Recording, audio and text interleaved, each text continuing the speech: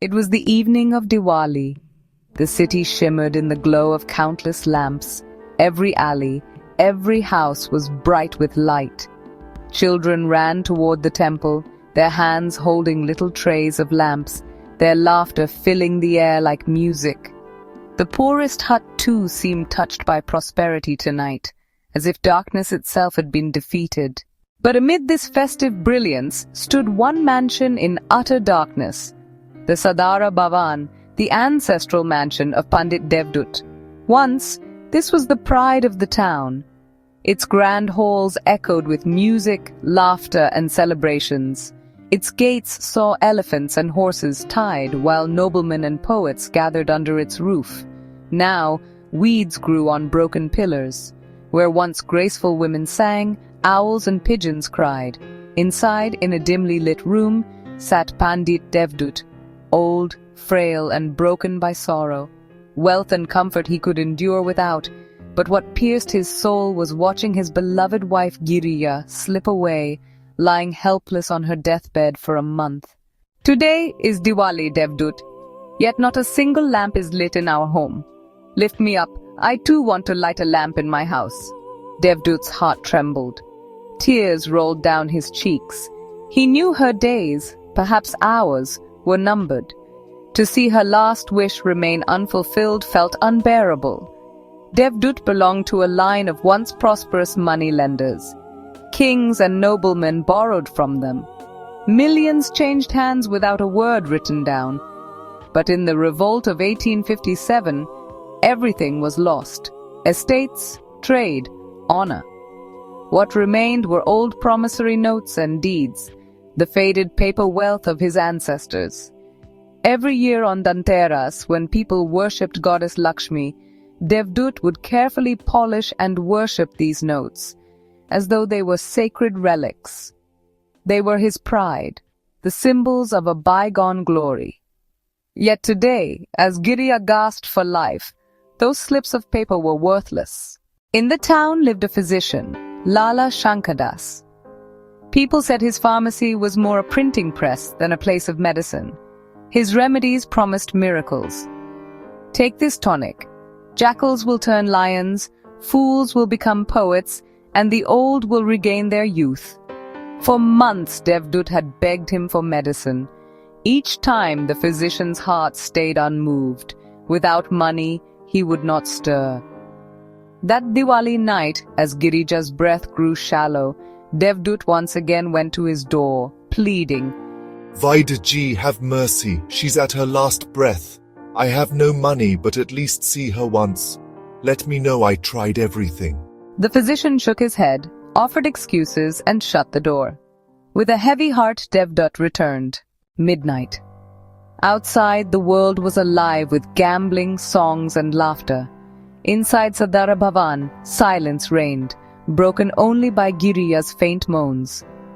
Devdutt unlocked a chest, drew out the bundle of old deeds and bonds. For years he had guarded them like a sacred trust. Now, with a trembling hand, he began feeding them to the lamp's flame. One by one, the papers curled, blackened, and turned to ash. With each burning slip, it felt as though a part of his heritage, his pride, was laid upon a funeral pyre. His tears fell upon the ashes. So this was our inheritance? Ash and smoke. At that very moment, light flared outside, the glow of torches. A richly adorned elephant halted at the gates. Upon it sat a handsome young noble, turbaned in saffron silk, a sword at his waist, a golden chain around his neck.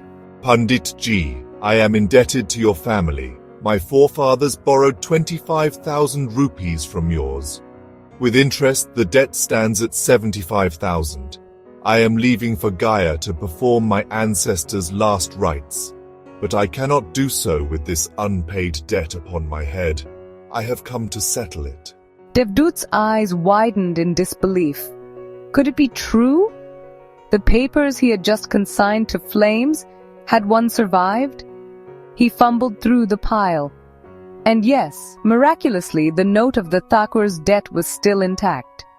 The noble took the slip, confirmed it, and without hesitation handed over a bulging bag of 75,000 rupees. For a moment, the darkness of Devdutt's life seemed torn apart. His trembling hands clutched the money. His heart raced with hope. Now Giriya will live. Now we can be saved. Clutching the bag, he rushed to Girija's bedside.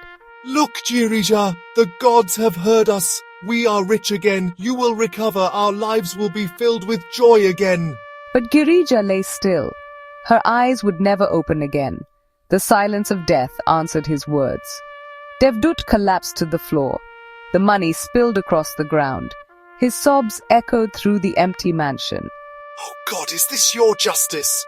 You gave me gold in exchange for my Giriya's life. I wanted her breath, not these coins. The sun rose over a cheerful town. Women laughed at the well, children sang, and farmers left for their fields. But Sadara Bhavan lay shrouded in mourning. Devdutt staggered once more to the physician Shankardas's door. There, 75,000 rupees. Now come, bring my Giriya back. Just once, open her eyes, make her see me once more. The physician froze. The weight of guilt pressed upon him. Money was there now, but worthless. Panditji, I have sinned. I should have helped you. You have taught me a lesson I will never forget. Devdutt slumped to the ground. For him, the light of life had gone out forever. This story teaches us, wealth can never replace life. A small act of compassion at the right time is greater than mountains of gold later. Otherwise, riches become nothing but cold ash, like the lamps of Diwali that blaze for a night, then vanish at dawn.